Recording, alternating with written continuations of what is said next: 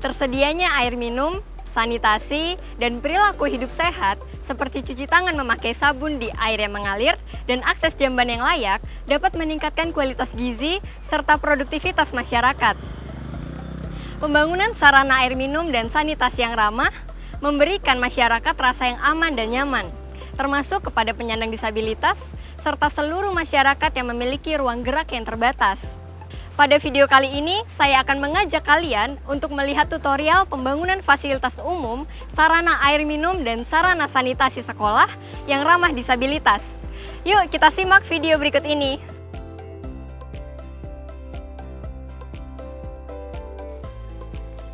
Pembangunan yang ramah disabilitas adalah kegiatan pembangunan yang melibatkan dan bermanfaat bagi semua anggota masyarakat, termasuk orang dengan disabilitas serta dapat mendorong kesadaran dan partisipasi seluruh masyarakat untuk mencapai kesetaraan hak asasi manusia.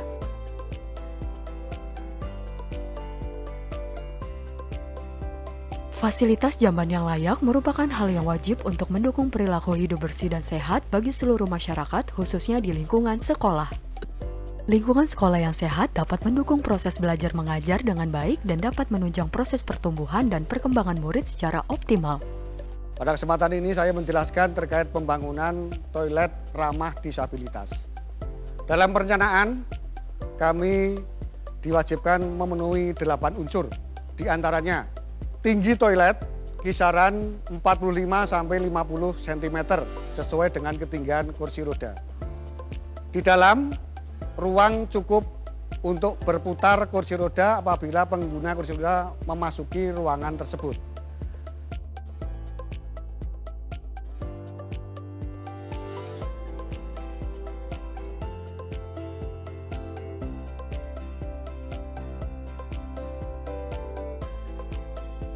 Di dinding ada pegangan sehingga sebagai alat bantu untuk menuju toilet atau menuju jamban. Kemudian kran menggunakan kran pengungkit dan ketinggiannya kisaran 70-90 cm. Kemudian lantai menggunakan tegel yang tidak licin. Menuju keluar, pintu dengan menggunakan pintu geser, membuka dan menutup dengan mudah untuk dilaksanakan. Kemudian di luar ini ada rambu-rambu sebagai penunjuk bahwa toilet tersebut adalah toilet ramah disabilitas. Di luar ada tegel warna kuning menuju toilet sebagai penuntun kaum disabilitas. Standar jamban sekolah terdiri dari: pertama, ruang jamban minimal sebanyak 4 unit terbagi atas 2 unit jamban laki-laki dan 2 unit jamban perempuan yang dipisahkan oleh dinding bangunan atau dapat ditambah tergantung jumlah murid yang ada. Kedua, jamban laki-laki atau perempuan masing-masing memiliki perbedaan, yaitu jamban inklusif terdiri dari kloset duduk, besi pegangan di belakang kloset duduk, dan samping kloset duduk. Ketiga, terdapat area manuver yang cukup bagi penyandang disabilitas agar dapat berputar di depan ruang jamban agar dapat masuk dan keluar dengan lancar. Keempat, jamban dilengkapi dengan pintu yang dapat dikunci dan dibuka untuk keamanan dan keselamatan pengguna jamban. Pemasangan pintu perlu memperhatikan hal-hal sebagai berikut. A. Mudah dibuka dan ditutup oleh penyandang disabilitas. B. Pintu keluar atau masuk utama memiliki lebar manfaat bukaan minimal 90 cm. C. Di daerah sekitar pintu dihindari adanya perbedaan ketinggian lantai. D. Kunci toilet dan grendel dipilih sehingga bisa dibuka dari luar jika kondisi darurat. E. Pada tempat yang mudah dicapai seperti daerah pintu masuk dianjurkan menyediakan tombol bunyi darurat. F. Jika menggunakan pintu geser secara manual, maka pembukaan pintu harus terbuka penuh dan pada bagian bawah pintu mudah digeser.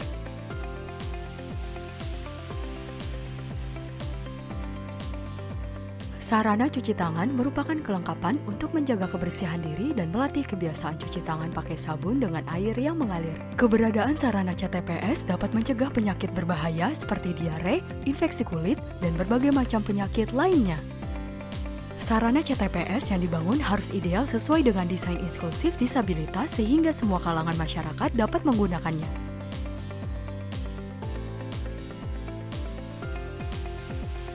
Kran komunal ini mengakomodir lansia di sekeliling lokasi yang menggunakan kursi roda. Akses menuju kran komunal landai, lancar, mudah untuk dijangkau. Kemudian kanan kiri akses ada pegangan tangan sehingga sebagai alat bantu untuk menuju kran komunal. Di dinding dekat kran juga dilengkapi dengan pegangan tangan untuk penahan agar tidak terlalu ke depan. Selanjutnya luasan lokasi ini cukup untuk manuver kursi roda. Ketinggian kran kisaran 70 sampai 90 cm sesuai dengan ketinggian kursi roda. Kemudian di depan kran komunal ini ada bangunan penahan roda kursi bagian depan sehingga meminimalisir kemungkinan kursi roda masuk drainase pembuangan air. Memang kami lengkapi dengan drainase pembuangan, diharapkan air yang digunakan tidak mengenang dan langsung habis. Ada beberapa hal yang perlu diperhatikan dalam pembangunan jamban sekolah dan CTPS yang ramah untuk disabilitas, yaitu: pertama, ukuran ruangan.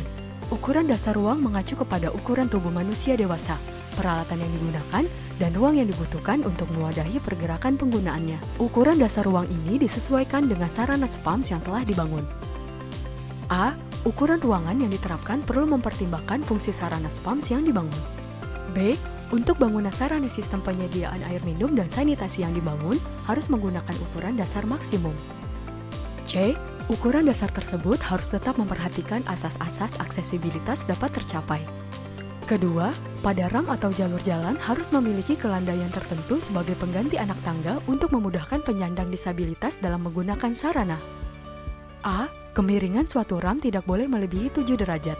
Dengan perbandingan antara tinggi dan kelandaian 1:8 dan ini tidak termasuk awalan dan akhiran ram. B. Kemiringan suatu ram di luar bangunan tidak boleh melebihi 6 derajat dengan perbandingan antara tinggi dan kelandaian 1:10.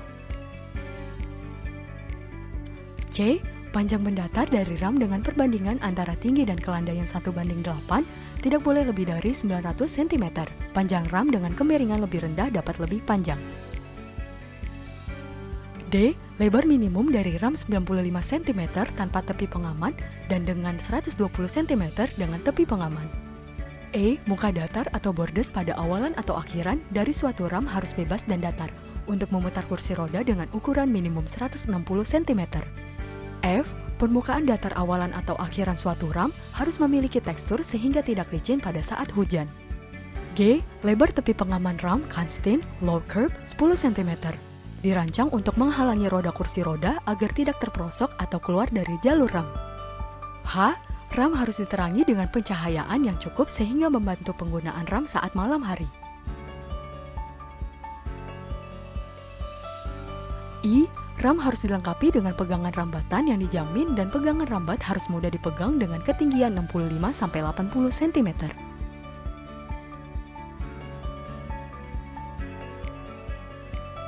Ketiga, rambu dan marka memiliki fungsi untuk memberikan informasi, arah, penanda, atau petunjuk, termasuk di dalamnya perangkat multimedia informasi dan komunikasi bagi penyandang disabilitas. A. Perencanaan teknis pada rambu atau marka dibutuhkan pada A. Jamban sekolah. B. Tempat CTPS. B. Persyaratan rambu yang digunakan antara lain A. Rambu huruf timbul yang dapat dibaca oleh tunanetra dan penyandang cacat lain. B. Rambu yang berupa gambar dan simbol sebaiknya dengan sistem cetak timbul, sehingga mudah dan cepat ditafsirkan artinya. C. Rambu yang berupa tanda dan simbol internasional. D. Rambu yang menerapkan metode khusus, misal pembedaan perkerasan tanah, warna kontras, dan lain-lain. E. Karakter dan latar belakang rambu harus dibuat dari bahan yang tidak silau. F. Proporsi huruf atau karakter pada rambu harus mempunyai rasio lebar dan tinggi antara 3:5 dan 1:1, serta ketebalan huruf antara 1:5 dan 1:10. G. Tinggi karakter huruf dan angka pada rambu harus diukur sesuai dengan jarak pandang dari tempat rambu itu dibaca. C. Lokasi penempatan rambu. A. Penempatan yang sesuai dan tepat serta bebas pandang tanpa penghalang. B. Satu kesatuan sistem dengan lingkungannya. C. Cukup mendapat pencahayaan termasuk penambahan lampu pada kondisi gelap. D. Tidak mengganggu arus, pejalan kaki, dan lain-lain. Dan sirkulasi, buka tutup pintu, dan lain-lain.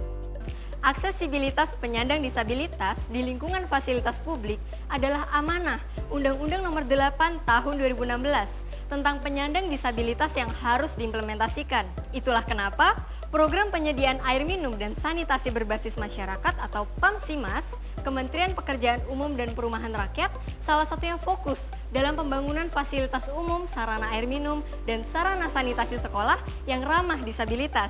Melalui pembangunan yang inklusif disabilitas, diharapkan semua pembangunan dapat membantu anggota masyarakat, serta dapat mendorong kesadaran dan partisipasi masyarakat untuk kesetaraan hak asasi manusia.